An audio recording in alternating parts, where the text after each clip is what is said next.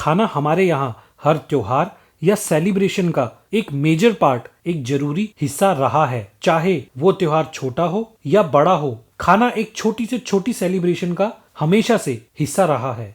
इनमें से 56 भोग हमेशा हार्दिक होते हैं, दिल के बहुत करीब होते हैं, जिसमें भगवान कृष्ण के लिए जन्माष्टमी के दौरान दीपावली के बाद गोवर्धन पूजा के लिए 56 व्यंजन तैयार किए जाते हैं। लेकिन 56 ही क्यों, चलिए जानते हैं। जैसा कि हम सब जानते हैं, हमारे ग्रंथों और ऋषि मुनियों ने कहा है कि जब भगवान कृष्ण ने बारिश से अपने गांव वालों और उनके मवेशियों को बचाने के लिए लगातार 7 दिन और रात गोवर्धन पर्वत को उठाया था, और ऐसा कहा गया है कि श्री कृष्ण दिन में 8 बार खाते थे। तो जब 7 दिन लगातार बारिश होने के बाद जब बारिश रुकी, तो गांव वालों ने श्री कृष्ण जी को शुक्रिया अदा करने के लिए अन्नकूट यानी खाने का पहाड़ बनाया। तो गांव वालों ने उनको 7 दिन का खाना दिन में 8 बार के हिसाब से 56 भोग बनाया। तो इस तरह भगवान कृष्ण जी को खुश करने के लिए 56 भोग की परंपरा पड़ी। लेकिन ये डिशेस, ये व्यंजन जगह जगह के हिसाब से बदल जाती है। लेकिन टिपिकल डिशेस, आदर्श व्यंजनों में से कुछ हैं, जैसे कि घी, दही,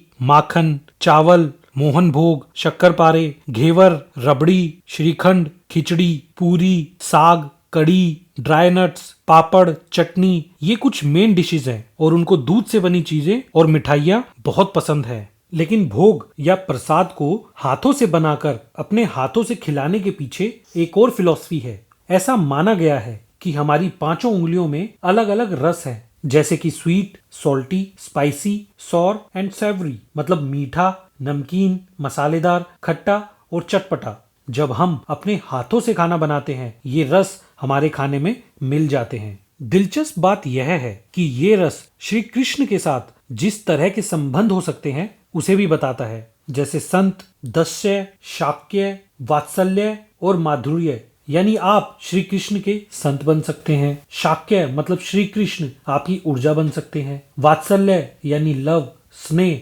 प्यार। माधुर्य यानी मधुर, स्वीट हो सकते हैं। रस मूल रूप से भावनाओं का एक स्रोत है। भोजन की तरह यह आनंद लाता है, यादें वापस लाता है और बातचीत करने का रास्ता खोलता है। जब भोजन तैयार किया जाता है और भगवान कृष्ण को अर्पित किया जाता है, तो इस मामले में यह और भी पवित्र हो जाता है। It is believed to become even more sacred. Shri Jagannath मंदिर में, जो कि पुरी, उड़ीसा में है, यह रिवाज है कि रोज कम से कम 56 भोग तो लगाया ही जाता है। लंदन में श्री स्वामीनारायण मंदिर में हर साल अन्नकूट बनाया जाता है, जो कि 7 मंजिल का होता है और 1000 से भी ज्यादा व्यंजनों से बनाया जाता है, जिसका फैलाव 85 फीट तक होता है। ये जितना भी भोग बनाया जाता है वह श्री कृष्ण को अर्पित किया जाता है और फिर उसके बाद उनके भक्तों में बांटा जाता है। इससे हमारा रिश्ता और मजबूत होता है भगवान श्री कृष्ण से। Thank you. अगर आपको वीडियो अच्छी लगी तो प्लीज सब्सक्राइब माइंड एक्ट।